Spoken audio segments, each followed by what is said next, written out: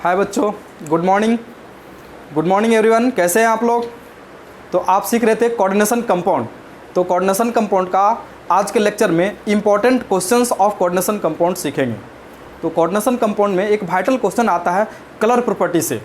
तो generally complex compound D block element बनाते हैं। डी ब्लॉक एलिमेंट का दूसरा नाम होता है ट्रांजिशन एलिमेंट। तो transition element show colour property due to presence of unpaired electron in d orbital.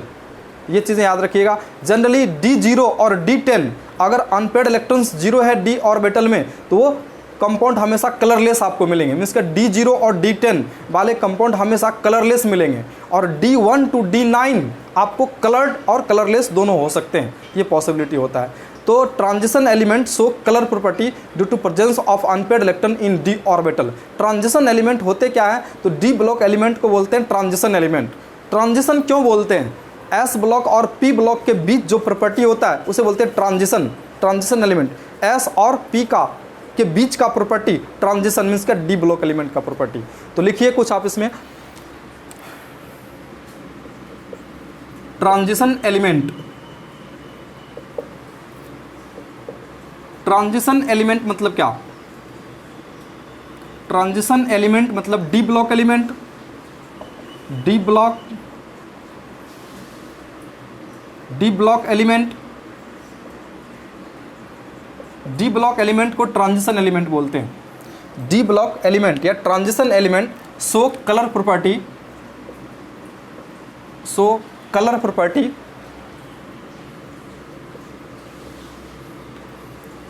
Property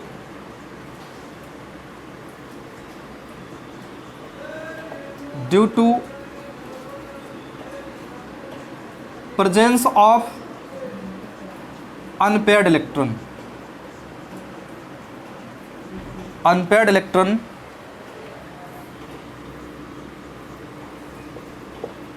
in d orbital।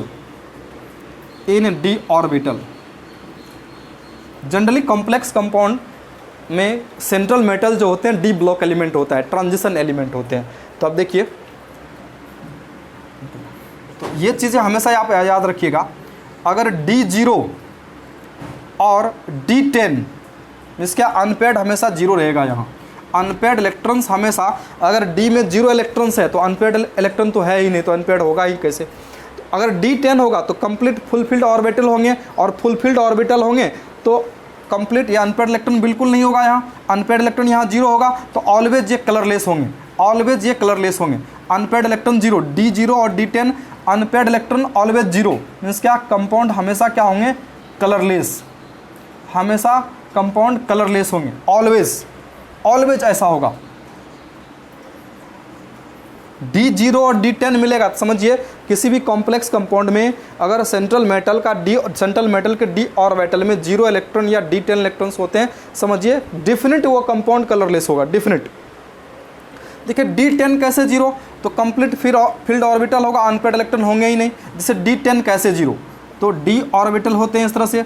D में नंबर ऑफ ऑर्बिटल 5 होते हैं, 5 ऑर्बिटल्स होते हैं D10, 1 2 3 4 5 6 7 8 9 10।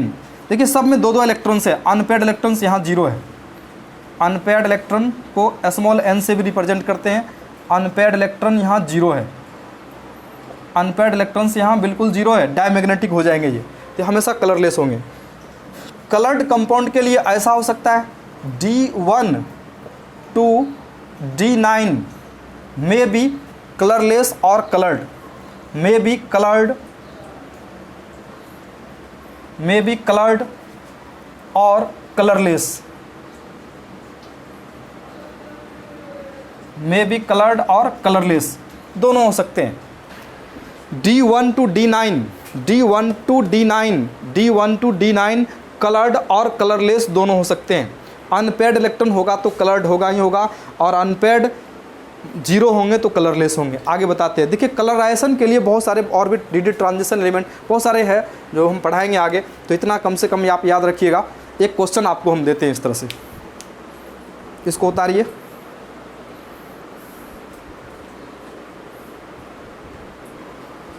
किस तरह सा क्वेश्चन है, अमॉन्ग द फॉलोइंग, दिख रहा है board, among the following the coloured compound is, इसमें कौन सा कंपाउंड कलर्ड है ये आपसे पूछा गया है। कौन सा कंपाउंड इसमें कलर्ड है? CuCl cuprous chloride, cupric fluoride है ये, CuF2 है। ऑक्सीडेशन नंबर सबका निकाल लीजिए। यहाँ देखिए कॉपर डी ब्लॉक एलिमेंट, ये कॉपर +1 स्टेट में होगा, यहाँ कॉपर +2 स्टेट में है। कैसे? एक फ्लोरीन का -1 तो 2 फ्लोरीन -2 हो जाएंगे। जीरो करने के लिए यहाँ +2 रखना पड़ेगा। यहाँ क्लोरीन का -1, टोटल चार्ज 0, तो इस पे +1 ऑक्सीडेशन नंबर निकालना सीखिए। यहाँ देखिए फर्स्ट ए ग्रुप एलिमेंट है, कंबाइंड स्टेट में फर्स्ट ए ग्रुप एलिमेंट कहीं भी होगा ये +1 स्टेट होगा। 3 पोटेशियम है तो 3 प्लस चार्ज हो जाएंगे। यहाँ देखिए सनाइड -1 स्टेट में होता है तो 4 सनाइड -4 स्टेट में होंगे, टोटल चार्ज 0 हो जाएंगे। तो इस कॉपर पे कितना? +1 चार्ज, कॉपर पे +1। यहाँ भी देखिए कॉपर पे +1 चार्ज, कॉपर पे +2 चार्ज। यहाँ निकालिए, देखिए मिथाइल सनाइड है तो मिथाइल सनाइड न्यूट्रल लिगेंड होते हैं। मिथाइल सनाइड का स्ट्रक्चर ये होता है।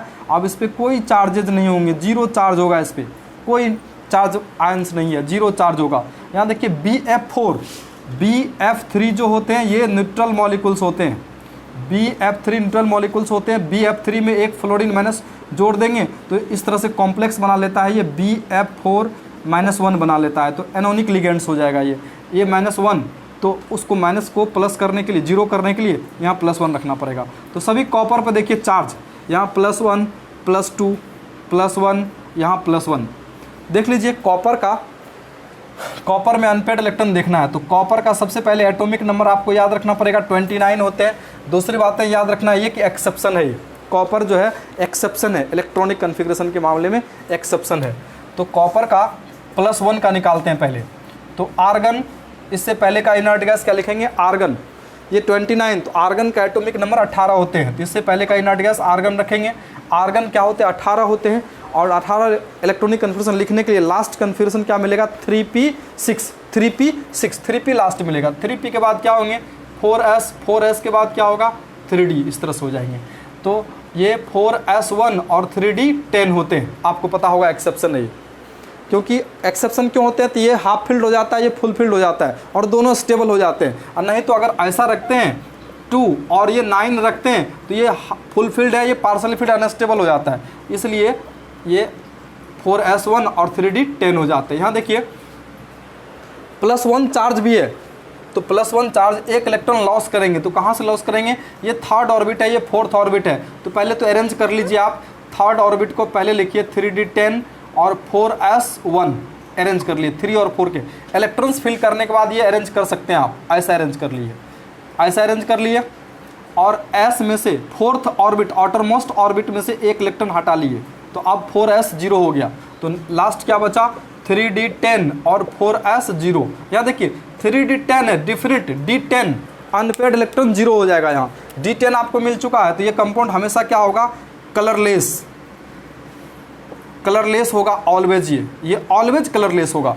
तो ये +1 वाला जितना होगा सब कलरलेस हो जाएगा। तो ऑप्शन ए बिल्कुल नहीं होगा, कलरलेस हो जाएगा। आपसे कलर्ड पूछा गया है तो ये ए नहीं होगा। यहाँ भी कॉपर +1 स्टेट में, ये भी नहीं होगा। और +1 यहाँ भी स्टेट में है, बिल्कुल नहीं होगा। ऑप्शन सी हो जाएगा। देखिए एक बार में निकल गया आपका आंसर।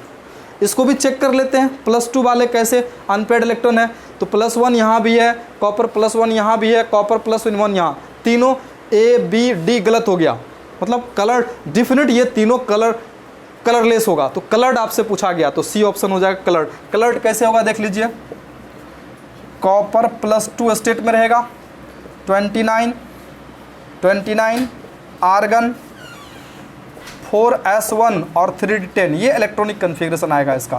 फिर अरेंज करके लिखेंगे तो 3d 10 और 4s1 2 इलेक्ट्रॉन हटाना है तो s से एक इलेक्ट्रॉन पहले हटा लेंगे और रेस्ट इसमें 3d 10 इलेक्ट्रॉन से एक यहाँ से भी हटाना पड़ेगा।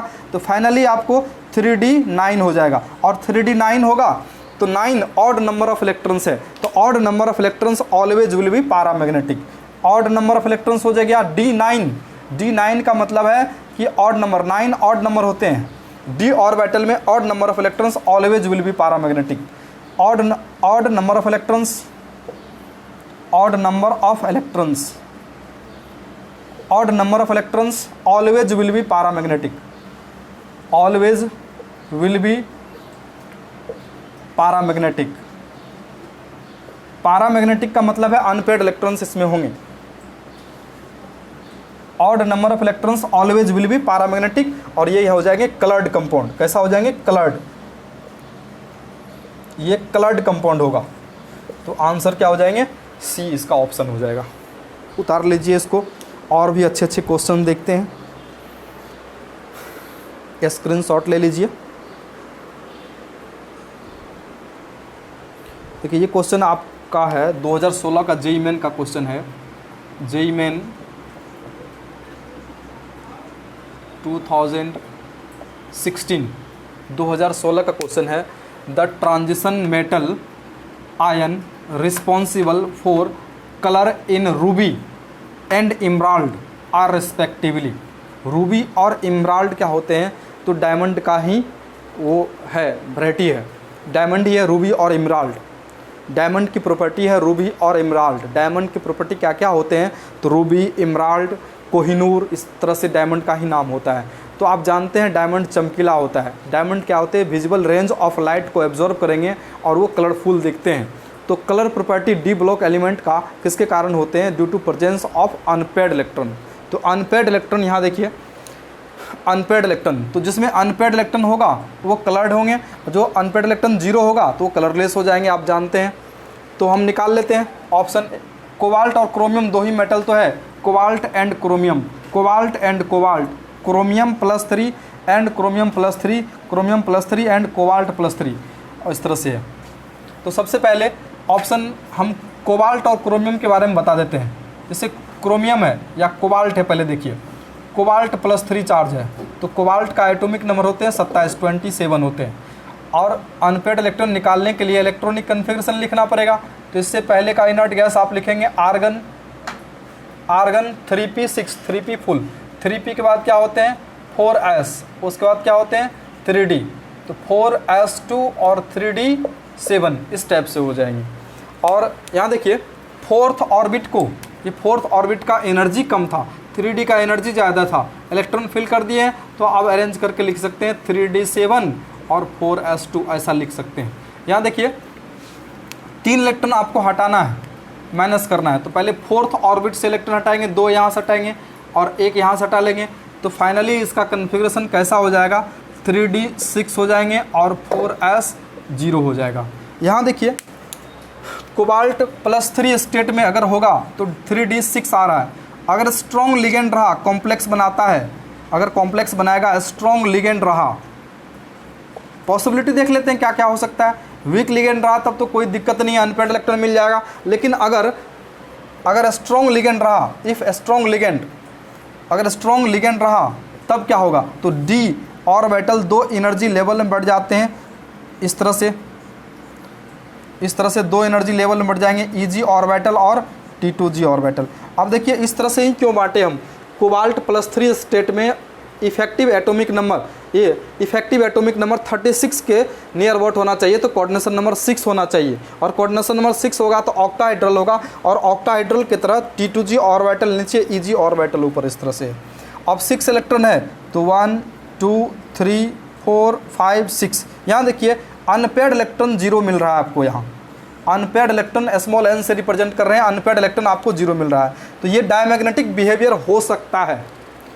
अगर वीक लिगेंड रहेगा तब तो पैरामैग्नेटिक बिहेवियर होगा, लेकिन स्ट्रॉन्ग लिगेंड होगा तो ये डायमैग्नेटिक बिहेवियर हो सकता है। अनपेड इलेक्ट्रॉन 0 हो सकते हैं, पॉसिबिलिटी हम दिखा रहे हैं आपको। लेकिन क्रोमियम के बारे में देखते हैं। क्रोमियम +3 देखिए, हम उधर लिखे क्रोमियम +3 के बारे में देखते हैं। 2 ही मेटल्स है, एक कोबाल्ट एक क्रोमियम है, ठीक है। ये क्वेश्चन आप उतार लीजिए, क्रोमियम और कोबाल्ट 2 ही है। तो क्रोमियम के बारे में थोड़ा इधर ही लिख देते हैं, कोई दिक्कत नहीं।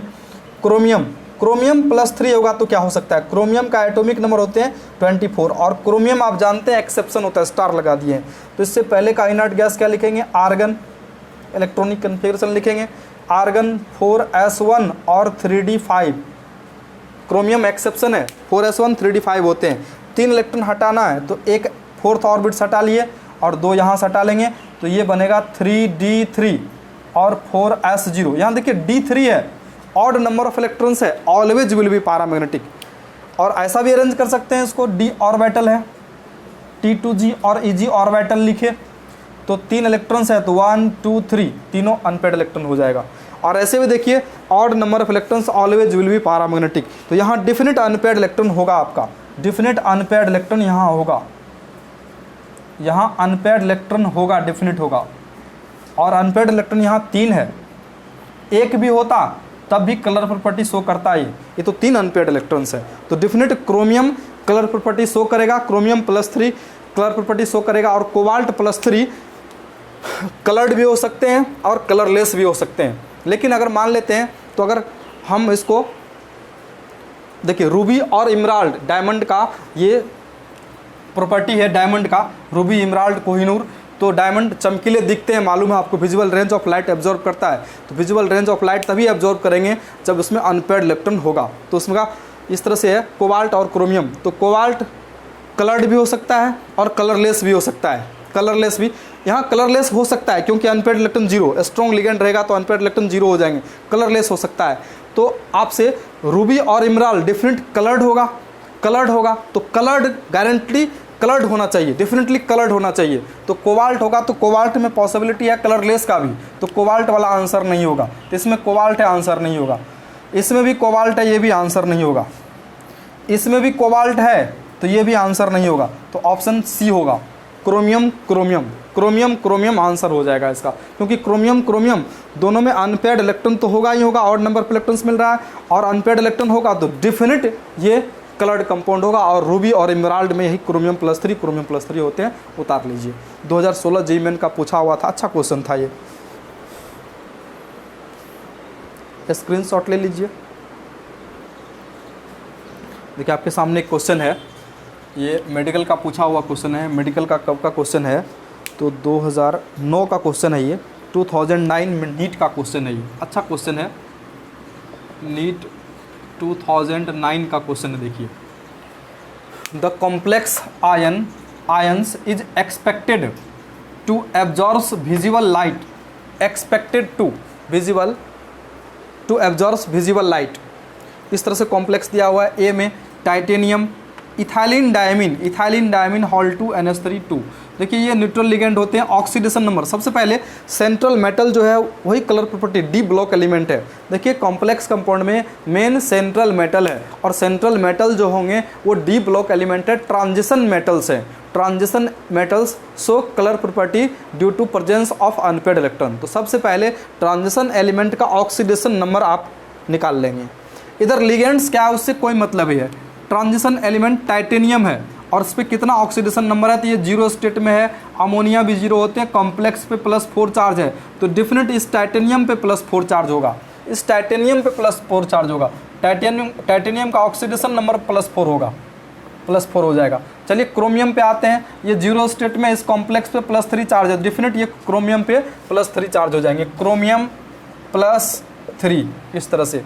नेक्स्ट ऑप्शन है जिंक, ये 0 स्टेट में है, ये +2 चार्ज है, तो जिंक पे +2 चार्ज हो जाएंगे, जिंक पे +2 चार्ज, इस टाइप से आप लिख सकते हैं। स्कैंडियम ये 0 स्टेट, ये 0 स्टेट वाटर न्यूट्रल लिगेंड होते हैं 0 स्टेट में, अमोनिया भी न्यूट्रल लिगेंड 0 स्टेट, +3 चार्ज है कॉम्प्लेक्स पे, तो डिफिनेट स्कैंडियम पे होगा +3 चार्ज, स्कैंडियम पे होगा +3 चार्ज। एक चीज़ आपको हम शुरू से बताते आ रहे हैं, 1 से लेकर 30 तक एटॉमिक नंबर कम से कम आप जरूर याद रखिए। मेडिकल का क्वेश्चन है, देखिए 1 से लेकर 30 तक एटॉमिक नंबर अगर याद आपको नहीं रहेगा तो क्वेश्चन सॉल्व नहीं कर सकते हैं आप।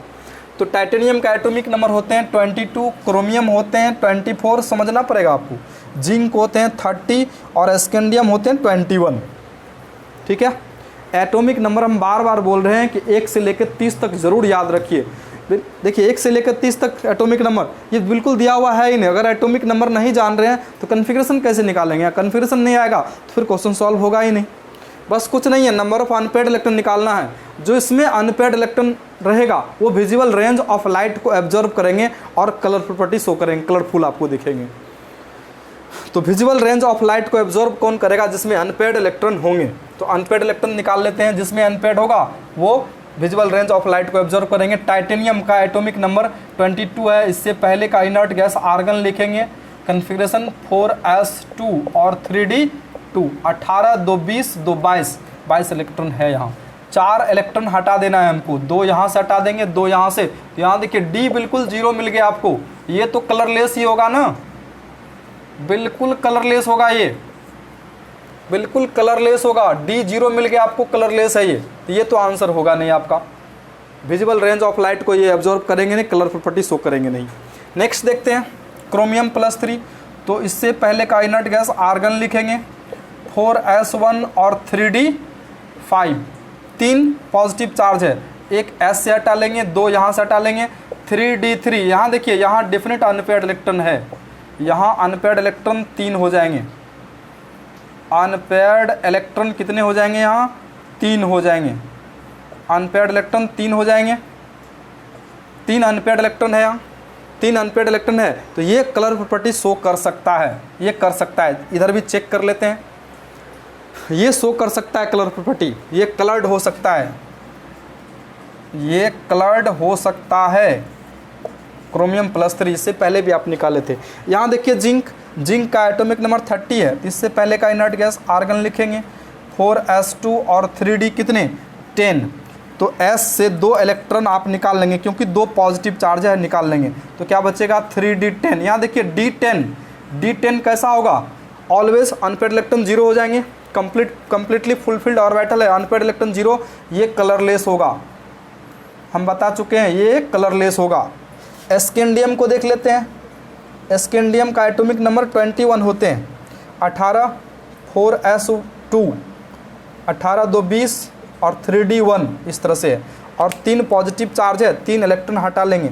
यहाँ भी देखिए 3d0 मिल गया, ये भी कलरलेस होगा, ये भी कलरलेस होगा।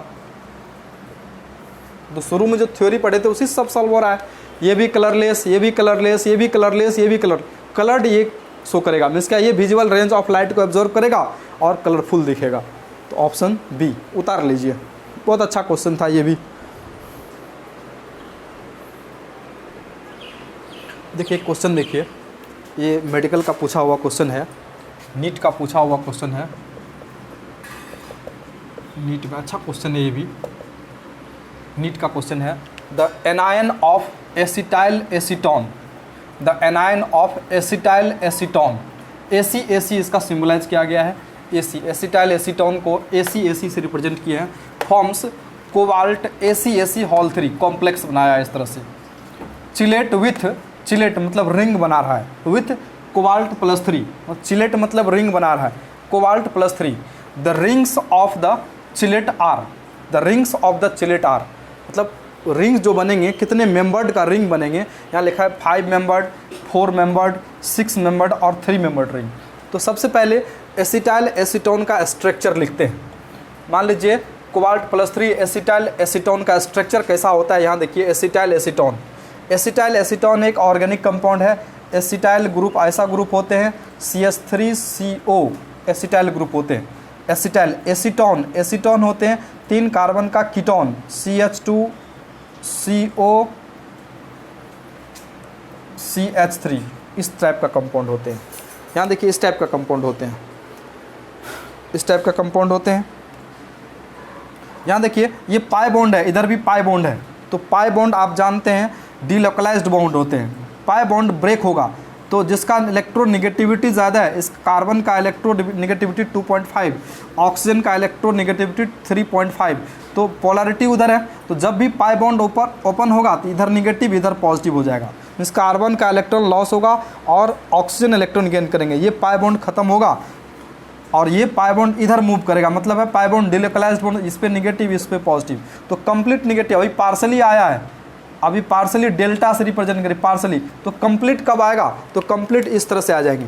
पहले यहाँ 2 लॉन पेयर था, अब 3 लॉन पेयर, अगर बॉन्ड ब्रेक हो जाएगा तो 3 लॉन पेयर हो जाएंगे, तो ऐसा बनेगा, यहाँ देखिए ऐसा बनेगा, ये इधर लिख देते हैं, ऐसा बन जाएगा, ये स्ट्रक्चर ऐसा बनेगा, ये CH3 को हम ऐसा लिखते हैं CO-, देखिए पाई बॉन्ड खत्म हो गया, कंप्लीट निगेटिव हो गया, इस पर कंप्लीट पॉजिटिव हो गया और CH3 इधर है ही आपका, इस तरह से हो जाएगा, ये CH3 है। अब lone pair density, electron density यहाँ बढ़ जाएगा, लॉन पेयर यहाँ 3 हो जाएगा, फिर ये CH2 स्ट्रक्चर इस टाइप से एक्चुअल में होता है इसका, CH2 एस्टेरिक क्रॉडिंग होते माइनस, यहाँ पहले 2 लॉन पेयर था, अब 3 लॉन पेयर आ गया, पॉजिटिव चार्ज यहाँ पॉजिटिव चार्ज है, CH3 इधर होगा, तो अब ये लॉन पेयर डोनर हो जाएगा। 3 लॉन पेयर है, 3 लॉन पेयर डोनर हो जाएगा। सेंट्रल मेटल को अपना लॉन पेयर डोनेट करेंगे, ये सेंट्रल मेटल को अपना लॉन पेयर डोनेट करेंगे। सेंट्रल मेटल क्या है? कोबाल्ट है, सेंट्रल मेटल कोबाल्ट है, इसको अपना लॉन पेयर डोनेट करेंगे और इस तरह से कोऑर्डिनेट बॉन्ड के थ्रू अटैच हो जाएंगे। तो ऐसा 3 है ये, तो ये बाइडेंटेट लिगेंड हो जाएंगे और बाइडेंटेट लिगेंड होंगे, 2 कोऑर्डिनेट बॉन्ड बना रहा है। तो ये जो कॉम्प्लेक्स के सेंट्रल मेटल के साथ जो ये बॉन्ड बना रहा है, तो कितने रिंग चिलेट बना रहा है। चिलेट का मतलब होता है रिंग फॉर्मेशन, यहाँ रिंग का फॉर्मेशन हो रहा है। इस रिंग फॉर्मेशन में नंबर ऑफ एटम्स कितने हैं रिंग में? तो एक सेंट्रल मेटल है, एक ऑक्सीजन 2 हो गया, ये कार्बन 3, एक 4, एक 5, एक 6 मेंबर्ड रिंग बन गया ये। मतलब ये चिलेट कॉम्प्लेक्स बना। कैसा बनेगा ये? Chelate complex. चिलेट कॉम्प्लेक्स का मतलब है, हम बताए थे आपको चिलेट कॉम्प्लेक्स क्या होते हैं, ऐसा कॉम्प्लेक्स जिसमें लिगेंड रिंग का फॉर्मेशन करता हो, उसे बोलते हैं chelate complex. Chelate complex are more stable than ordinary complex, और इसको बोलते हैं chelate effect. Extra stability of chelate complex is known as chelate effect, हम बताए थे आपको। तो इस रिंग में सेंट्रल मेटल कोबाल्ट, ये सेंट्रल मेटल कोबाल्ट होंगे और कोबाल्ट के साथ ये डबल बॉन्ड बनाया तो रिंग बन जाएगा। रिंग में कितने मेंबर्स हैं, कितने एटम्स हैं? तो 1 2 3 4 5 6, तो 6 मेंबर्ड रिंग बन गया ये। तो 6 मेंबर्ड रिंग क्या बनेगा? 6 मेंबर्ड रिंग बनेगा।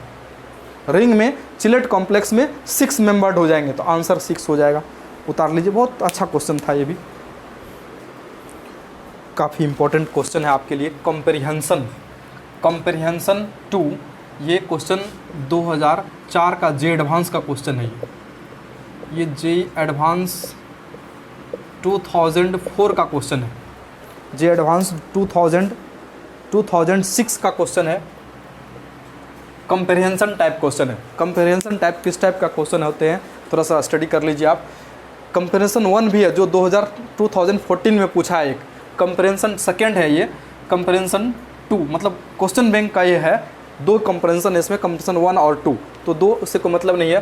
कंप्रीहेंशन इस तरह से है, the coordination number of nickel +2 is 4।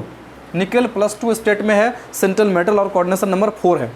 Nickel NiCl, nickel Cl2 plus KCN से रिएक्ट हो रहे हैं, एक्सेस है ये KCN, पोटासियम साइनाइड एक्सेस है, और ये एक कंपाउंड बन रहा है, और ये ए जो बन रहा है वो साइनो कॉम्प्लेक्स बन रहा है, बोल दिया साइनो कॉम्प्लेक्स। डेफिनेट निकेल और साइनाइड का कॉम्प्लेक्स होगा, निकेल साइनाइड साइनो कॉम्प्लेक्स। फिर ये कॉम्प्लेक्स ए साइनो कॉम्प्लेक्स ए रिएक्ट होते हैं कंसनट्रेटेड CONC मतलब कंसनट्रेटेड हाइड्रोक्लोरिक एसिड, ये एक्सेस दिया हुआ है। यहाँ KCN पोटासियम साइनाइड एक्सेस दिया हुआ है, ये भी एक्सेस दिया हुआ है यहाँ। तो फिर बी बनते हैं, और बी जो बनते हैं वो क्लोरो कॉम्प्लेक्स बनते हैं। तो फिर आगे क्वेश्चन पूछा गया the IUPAC name of A and B. तो पहले देख लेते हैं क्या क्या ए और बी बनता क्या है। यहाँ देखिए, सबसे पहले जैसे ही साइनो कॉम्प्लेक्स बोला है, साइनो कॉम्प्लेक्स का ये मतलब है साइनो कॉम्प्लेक्स। जैसे ही आपको साइनो कॉम्प्लेक्स बोला मीन्स क्या, निकेल Cl2 और KCN से रिएक्शन कराएंगे, ये तो एक्सेस है, तो साइनो कॉम्प्लेक्स ऐसा ही बनेगा, NiCN साइनो कॉम्प्लेक्स, ये 4 हो जाएंगे साइनो कॉम्प्लेक्स। और यहाँ K2, क्योंकि ये +2 स्टेट में होता है, ये +2 स्टेट में रहता है, यहाँ इस टाइप का कॉम्प्लेक्स बन जाएगा, इसका नाम होगा साइनो कॉम्प्लेक्स। तो ये +2 स्टेट में यहाँ भी है, और साइनाइड -4 है, साइनाइड -4 है, और ये +2, तो टोटल चार्ज 0 हो जाएंगे। निकेल +2 स्टेट में है, तो निकेल का यहाँ ऑक्सीडेशन नंबर देखिए, निकेल का ऑक्सीडेशन नंबर +2 है, तो निकेल +2 स्टेट में है, 28 होते हैं, तो 4s, इससे पहले का इनर्ट गैस आर्गन लिखेंगे, और 4s2 और 3d8, 28 होते हैं एटॉमिक नंबर, 2 यहाँ से हटाएंगे, 3d8 हो जाएगा। d8 है, देखिए d8 है, और ये इस तरह से कोऑर्डिनेशन नंबर 4 है, तो डिफरेंट ये इस टाइप से बटेगा। 3 ऑर्बिटल T2G कोऑर्डिनेशन नंबर 4 होते हैं, तो T2G ऑर्बिटल इस टाइप से अरेंज हो जाता है, ये T2G ऑर्बिटल है, और EG ऑर्बिटल इसका नीचे रहता है। 8 इलेक्ट्रॉन्स है, तो कैसे डिवाइड रखेंगे इसको, तो 1 2 3 4 5 6 7 8, ये वैकेंट खाली ऑर्बिटल रहेगा। फिर S ऑर्बिटल वैकेंट रहेगा, इसका 4s वैकेंट, ये तो D वैकेंट था, D वैकेंट मिलेगा, S भी वैकेंट मिलेगा।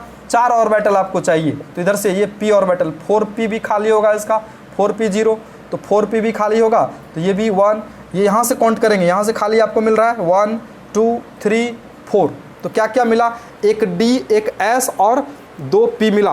तो फिर आगे पूछा है the hybridisation of a and b, तो a का हाइब्रिडाइजेशन डिफिनिट dsp2 होगा, a का हाइब्रिडाइजेशन क्या हो जाएगा dsp2, तो a का यहाँ पूछा hybridisation of a and b, तो a का जो हाइब्रिडाइजेशन होगा कैसा होगा dsp2 हो जाएगा। देख लेते हैं dsp2, एक तो आंसर मिला आपको dsp2, ये आंसर मिल गया आपका, a का हाइब्रिडाइजेशन dsp2 का। सबसे पहले इसका नाम क्या होगा वो लिख लेते हैं, इसका नाम क्या होगा, ये साइनो कॉम्प्लेक्स का नाम क्या होगा, साइनो कॉम्प्लेक्स का नेम, साइनो कॉम्प्लेक्स का नाम हो जाएगा पोटासियम पोटासियम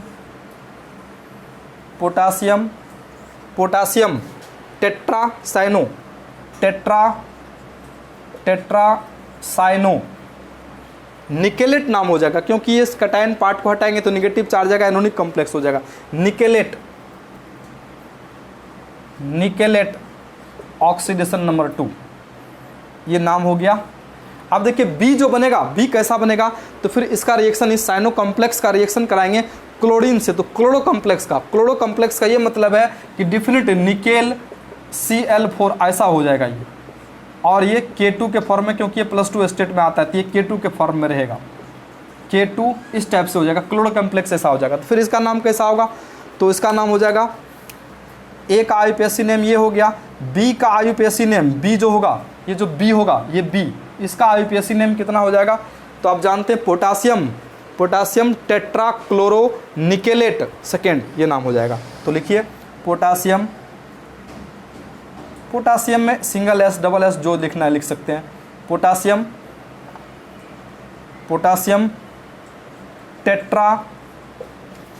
टेट्राक्लोरो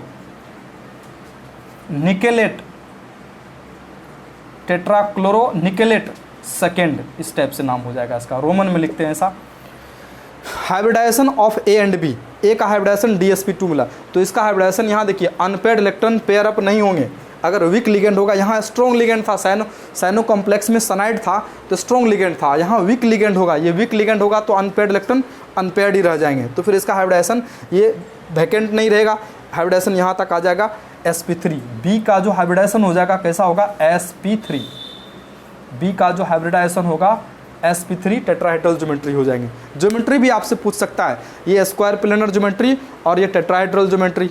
फिर मैग्नेटिक बिहेवियर आपसे पूछा जा रहा है, तो ये जो होगा ए जो होगा वो डायमैग्नेटिक हो जाएगा, ए क्या हो जाएंगे डायमैग्नेटिक, और बी जो होंगे पैरामैग्नेटिक हो जाएगा। तो इस तरह से आंसर हो जाएगा, ए जो होगा वो डायमैग्नेटिक, ए जो होगा डायमैग्नेटिक हो जाएगा। शायद आपको दिख रहा है नीचे,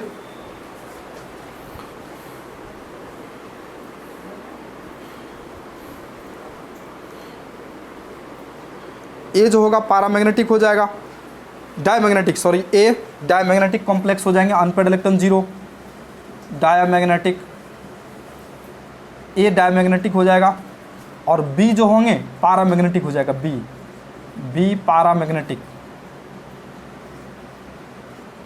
तो काफ़ी इजी क्वेश्चन था ये कंपैरिजन का, ये बी जो होगा पैरामैग्नेटिक हो जाएगा, dsp2 है तो स्क्वायर प्लेनर ज्योमेट्री, और sp3 है तो टेट्राहेड्रल ज्योमेट्री। उतार लीजिए इसको, कंपैरिजन सिंपल कंपैरिजन था ये, एक अच्छा कंपैरिजन आपको देते हैं आगे हम रिएक्शन वाला। उतार लीजिए, देखिए ये क्वेश्चन देखिए, कंपैरिजन फर्स्ट है, और ये क्वेश्चन कंपैरिजन फर्स्ट 2014 जे एडवांस का क्वेश्चन है, जे एडवांस 2014 का क्वेश्चन है। देखिए इसमें कुछ लैंग्वेज लिखा हुआ है, और लैंग्वेज लिख करके फिर एस्कीम दे दिया है, एस्कीम मतलब इस तरह से रिप्रेजेंट कर दिया वो, मतलब लैंग्वेज जो लिखा है बस एस्कीम दे दिया उसका, तो हम एस्कीम केवल लिखे, लैंग्वेज छोड़ दिए इसका, और लैंग्वेज में यही एस्कीम दिया हुआ है, ये क्वेश्चन में दिया हुआ एस्कीम भी दिया हुआ है, लैंग्वेज भी दिया हुआ है, तो लैंग्वेज एस्कीम से पता चल जाता है क्वेश्चन क्या है। आप लैंग्वेज पढ़ लीजिएगा इसका, 2014 का जो एडवांस का क्वेश्चन है कंपैरिजन फर्स्ट क्वेश्चन बैंक का। ये एस्कीम दिया हुआ है कि M1 कोई मेटल है, सेंट्रल मेटल है, और R कोई रिएजेंट है, ये रिएजेंट है, R रिएजेंट से रिएक्शन कराते हैं ये एक्सेस से, तो स्क्वायर प्लेनर ज्योमेट्री होता है। फिर M1 सेंट्रल मेटल का रिएक्शन फिर Q से कराते हैं, क्यू एक्सेस ये रिएजेंट है, क्यू क्या है, रिएजेंट है, क्यू क्या है, रिएजेंट। ये क्वेश्चन में लिखा नहीं है, रिएजेंट बता दिया लैंग्वेज में। क्यू रिएजेंट से रिएक्शन कराते हैं तो टेट्राहेड्रल हो जाता है। तो पहले इसको सॉल्व कर लेते हैं। तो जस्ट आप इससे पहले कंप्रिहेंशन 2 जो आप देखे थे उसमें आप लिखे थे कि अगर हम ये R और Q एक साइनो कॉम्प्लेक्स बनाए थे, अगर सेंट्रल मेटल यहाँ हम निकेल रखते हैं और वो +2 स्टेट में रखते हैं, तो अगर रिएजेंट R साइनो कॉम्प्लेक्स एक बनाए थे, एक साइनो कॉम्प्लेक्स बनाए थे। ये क्वेश्चन उससे 2006 में पूछ चुका है इस टाइप का। ये जो स्कीम फर्स्ट दिया हुआ है 2006 का क्वेश्चन है जे एडवांस का, वही 2014 में पूछ दिया, 2014 में आ गया। डिफिनिट यहाँ निकेल होगा और निकेल ये R जो रिएजेंट है डिफिनिट साइनो कॉम्प्लेक्स मतलब KCN हो जाएगा, ये साइनो कॉम्प्लेक्स, तभी स्क्वायर प्लेनर ज्योमेट्री होगा। इसका निकेल के साथ स्ट्रॉन्ग लिगेंड होगा तभी स्क्वायर प्लेनर ज्योमेट्री। और ये स्क्वायर प्लेनर ज्योमेट्री एक्सेस है ये, तो निकेल +2 का KCN से रिएक्शन कराएंगे तो ये कॉम्प्लेक्स बनेगा K2NiCN4 साइनो कॉम्प्लेक्स। पढ़े थे आप, 2006 का क्वेश्चन था, साइनो कॉम्प्लेक्स बना था। तो इस साइनो कॉम्प्लेक्स में डिफिनिट ये स्क्वायर प्लेनर ज्योमेट्री हो जाएगा। मीन्स क्या M1 आपको निकेल +2 मिल गया और R जो रिएजेंट होगा वो पोटासियम साइनाइड मिल गया। तो इस तरह से M1 आंसर क्या हो जाएगा, तो डिफिनिट यहाँ निकेल +2 स्टेट में होगा। फिर देखिए हम ये भी कंफर्म कर रहे हैं कि +2 ही निकेल +2 ही क्यों होगा, दूसरा भी हो सकता था। तो हम चेक कर लेते हैं। डिफिनिट अगर ये Q मतलब क्या टेट्राहेड्रल ज्योमेट्री कब होगा, जगह वीक लिगेंड रहेगा तो Q डिफिनिट ये HCl होगा। HCl हम पढ़े थे इससे 2006 में क्वेश्चन। तो Q जो होगा डिफिनिट HCl हाइड्रोक्लोरिक एसिड, और हाइड्रोक्लोरिक एसिड होगा तो निकेल के साथ अगर क्लोरीन आता है वीक लिगेंड और कोऑर्डिनेशन नंबर 4 तो डिफिनिट ये टेट्राहेड्रल ज्योमेट्री ये कॉम्प्लेक्स हो जाएगा K2NiCl4। इतना आपको याद रखना पड़ेगा। तो ये क्लोरो कॉम्प्लेक्स बनेगा, ये साइनो कॉम्प्लेक्स हो जाएगा। 2006 का क्वेश्चन आप देखे थे। और Q जो होगा डिफिनिट हाइड्रोक्लोरिक एसिड हो जाएगा, कंसंट्रेटेड हाइड्रोक्लोरिक एसिड हो जाएगा। कंसंट्रेटेड या HCl सिंपल याद रखते हो। Hydrochloric acid Q definite hydrochloric acid होगा और एक्सेस अमाउंट में रहेगा, निकेल के साथ रिएक्शन करेगा तो K2NiCl4 बना लेगा, टेट्राहेड्रल ज्योमेट्री हो जाएंगे और साइनो कॉम्प्लेक्स होगा तो स्क्वायर प्लेनर हो जाएगा। तो क्लियर हो गया कि M1 जो होगा निकेल +2 होगा, R जो होगा साइनाइड पोटासियम साइनाइड हो जाएगा और Q जो होगा डिफिनिट ये हाइड्रोक्लोरिक एसिड होगा, HCl होगा। 2006 का क्वेश्चन हम देखे थे। ये सॉल्व हो गया आपका, ये सॉल्व हो गया। नेक्स्ट देखिए M2 देखिए, फिर दूसरा स्कीम एक दिया हुआ है, दूसरा स्कीम दिया हुआ है, वही R और Q ले लिया है। फिर यहाँ भी एक्सेस लिखा हुआ है, यहाँ भी फिर एक्सेस लिख दिया। ये फिर कह रहा है फिर R और Q जो ले रहे हैं आप, जो भी आप लिए हैं ऊपर में जो भी R Q लिए हैं उसी का रिएक्शन M2 मेटल के साथ कराते हैं तो इधर भी टेट्राहेड्रल बनना चाहिए और इधर भी टेट्राहेड्रल बनना चाहिए। तो ऐसा कौन सा कॉम्प्लेक्स है, कौन सा सेंट्रल मेटल होगा जिसमें स्ट्रॉन्ग लिगेंड रहे या वीक लिगेंड रहे, दोनों में ये ज्योमेट्री स्ट्रॉन्ग लिगेंड रहे या वीक लिगेंड रहे कोई फर्क नहीं पड़ेगा। इसका हाइब्रिडाइजेशन और ज्योमेट्री चेंज नहीं होना चाहिए। तो हम आपको बताए थे एक जिंक होता है, जिंक +2, और इसमें क्या होते हैं 30 एटॉमिक नंबर होते हैं, और ये आर्गन इनर्ट गैस होता है 4s2 और 3d10। देखिए D10 है, अनपेयर्ड को पेयर्ड करने की जरूरत है ही नहीं, चाहे स्ट्रॉन्ग लिगेंड रहे या वीक लिगेंड रहे कोई फर्क नहीं पड़ता है। यहाँ जिंक सेंट्रल मेटल के साथ स्ट्रॉन्ग लिगेंड रहे या वीक लिगेंड रहे, कोऑर्डिनेशन नंबर 4 होगा तो कोई फर्क नहीं पड़ेगा। टेट्राहेड्रल देखिए कोऑर्डिनेशन नंबर 4, देखिए टेट्राहेड्रल बता दिया है, डेफिनेट कोऑर्डिनेशन नंबर 4 हम सोचेंगे। कोऑर्डिनेशन नंबर 4 से जिंक के साथ स्ट्रॉन्ग लिगेंड रहे या वीक लिगेंड रहे, अगर कोऑर्डिनेशन नंबर 4 है तो हमेशा वो टेट्राहेड्रल ही बनेगा। क्यों बनेगा कि क्योंकि D10 है, ऑलरेडी पेयर्ड है। तो वीक लिगेंड रहता तो अनपेयर्ड को पेयर, या तो ऑलरेडी पेयर्ड है, अनपेयर्ड रहे बचेगा कहाँ, और स्ट्रॉन्ग लिगेंड रहेगा तो ऑलरेडी पेयर्ड है। मीन्स क्या पेयर्ड अनपेयर्ड का कुछ चक्कर है ही नहीं, ऑलरेडी पेयर्ड है। तो जिंक के साथ अगर क्लोरीन रहेगा तब भी ये टेट्राहेड्रल ज्योमेट्री होगा, और जिंक के साथ K2Zn और सनाइड रहेगा तब भी ये टेट्राहेड्रल ज्योमेट्री होता है, आपको मालूम है। ये भी टेट्राहेड्रल और ये भी टेट्राहेड्रल, इसका भी हाइब्रिडाइजेशन sp3 और इसका भी हाइब्रिडाइजेशन sp3, इस तरह से हो जाएगा। जिंक के साथ स्ट्रॉन्ग लिगेंड रहे या वीक लिगेंड रहे, कोऑर्डिनेशन नंबर 4 है तो sp3, इधर भी sp, क्योंकि D10 है, यहाँ D10 आ रहा है तो अनपेयर्ड पेयर्ड का कुछ चक्कर है ही नहीं। तो डिफिनिट M2 मेटल जो होगा वो जिंक मेटल हो जाएगा और जिंक +2 स्टेट में हो जाएगा, क्योंकि S का इलेक्ट्रॉन खाली करना पड़ेगा आपको। S का इलेक्ट्रॉन खाली करेंगे तभी S ऑर्बिटल आपको मिलेगा। तो M2 मेटल जिंक हो जाएगा, और R और Q तो आप पढ़ ही चुके हैं, ये आपका पोटेशियम सनाइड हो जाएगा, ऊपर ही पढ़ चुके हैं। पोटेशियम सनाइड होगा तभी ये ऐसा बनेगा K2ZnCn4। देख लीजिए आप, ये भी टेट्राहाइड्रल। और इधर बनाते हैं एक्सेस Q मतलब HCl हाइड्रोक्लोरिक एसिड K2ZnCl4, तब भी टेट्राहाइड्रल दोनों कंडीशन में। तो Q और R को तो पहचान ही चुके थे, ये रिएजेंट है, Q reagent HCl, R reagent potassium cyanide. Next देखिए, S रिएजेंट के साथ रिएक्शन कराते हैं। एडवांस का क्वेश्चन है, थोड़ा सा ब्रेन तो लगाना ही पड़ेगा ना, बिल्कुल। तो M2 मेटल का, M2 मेटल पहचान लिए आप, जिंक प्लस 2 है, जिंक प्लस 2 है। और R और S को पहचानना है। R तो पहचान लिए ना, R आपका KCN है, पोटेशियम सनाइड पहचान चुके हैं। S बच गया, S रिएजेंट कौन सा है? ये S रिएजेंट क्या होगा? जो व्हाइट प्रिसिपिटेट बने। तो M2 मेटल जिंक प्लस 2 है, तो डेफिनेट व्हाइट प्रिसिपिटेट। ये याद रखना पड़ेगा कि जिंक हाइड्रोक्साइड जो होते हैं, जिंक हाइड्रोक्साइड व्हाइट प्रिसिपिटेट होते हैं, रट्टा लगाना पड़ेगा ये आपको। जिंक हाइड्रोक्साइड जो होते हैं वो व्हाइट प्रिसिपिटेट होता है, याद रखना पड़ेगा, कोई उपाय नहीं है। एक्सपेरिमेंटली जिंक हाइड्रोक्साइड जो होते हैं, जिंक Zn+2 OH2, ये व्हाइट प्रिसिपिटेट होते हैं, याद रखना पड़ेगा। व्हाइट प्रिसिपिटेट एक और होते हैं सिल्वर क्लोराइड, तो ये कलर वाला आपको याद रखना पड़ेगा। एक और व्हाइट प्रिसिपिटेट आपको बताए थे, सिल्वर क्लोराइड जो होते हैं व्हाइट प्रिसिपिटेट होते हैं, और जिंक हाइड्रोक्साइड भी व्हाइट PPT होते हैं। तो डिफिनिट S रिएजेंट जो होगा ये पोटेशियम हाइड्रोक्साइड होगा डिफिनिट। फिर कह रहा है कि प्रिसिपिटेट डिजॉल्व्स, प्रिसिपिटेट डिजॉल्व, तो जिंक का जो होते हैं ये कॉम्प्लेक्स, अगर जिंक का ये कॉम्प्लेक्स होते हैं ZnOH4, तो ये कॉम्प्लेक्स अनस्टेबल कॉम्प्लेक्स होते हैं जिंक का, जो डिजॉल्व हो जाते हैं, ZnOH4। तो S रिएजेंट क्या होगा? तो पोटेशियम हाइड्रोक्साइड के फॉर्म में रहेगा OH। OH कैसे आएगा? तो पोटेशियम हाइड्रोक्साइड से आएगा और ये ZnOH बन जाएगा। हम कैसे पहचाने? ZnKOH होगा, पोटेशियम हाइड्रोक्साइड होगा, तो ये व्हाइट PPT लिख दिया, और व्हाइट PPT जानते हैं जिंक है, तो डिफिनेट जिंक हाइड्रोक्साइड होगा, जानना पड़ेगा, याद रखना पड़ेगा। जिंक हाइड्रोक्साइड व्हाइट PPT होते हैं, याद रखिएगा। तो पोटेशियम हाइड्रोक्साइड और जिंक हाइड्रोक्साइड, ये भी चीज़ें आप याद रखिएगा। जिंक हाइड्रोक्साइड जो होते हैं वो व्हाइट PPT होते हैं, वो व्हाइट प्रिसिपिटेट होते हैं, व्हाइट PPT होते हैं, व्हाइट प्रिसिपिटेट होते हैं, याद रखिएगा। एक सिल्वर क्लोराइड भी व्हाइट प्रिसिपिटेट होते हैं। ये था जे एडवांस 2014 का क्वेश्चन। देखिए नेक्स्ट ईयर भी इस टाइप का कुछ क्वेश्चन आपको देख सकता है। अगर 2006 में ये क्वेश्चन था, फिर 2014 में थोड़ा सा ऐड कर दिया, हो सकता है थोड़ा सा मैनिपुलेट करके यही क्वेश्चन रहेगा 2022 में भी पूछ सकता है आपको, तो उतार लीजिए।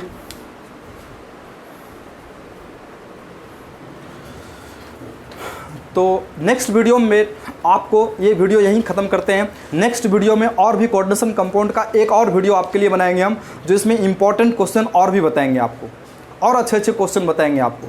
और भी कुछ दिक्कत है आपको, तो आप कोई क्वेश्चन में आपको डाउट है तो हमको भेज सकते हैं। मेरा व्हाट्सअप नंबर आप जानते हैं, इस व्हाट्सअप नंबर पर हमको क्वेश्चन भेज सकते हैं 7549783828। इस व्हाट्सअप नंबर पे हमको क्वेश्चन आप भेज सकते हैं, और उसका वीडियो बना के आपको हम भेज देंगे, ठीक है। तो एक और लेक्चर बनाएंगे, लेक्चर नंबर ये 15 होगा। लेक्चर नंबर 16 एक और हम बनाएंगे वीडियो कोऑर्डिनेशन कंपाउंड का, important questions of coordination compound, इस तरह से। Okay bye. देखिए लास्ट में वीडियो देखते हैं तो लाइक और शेयर जरूर क्या कीजिए, लाइक भी कीजिए, सब्सक्राइब भी कर लीजिए, कम से कम हमको तो बस वही चाहिए, लाइक चाहिए और सब्सक्राइब चाहिए आपसे बस।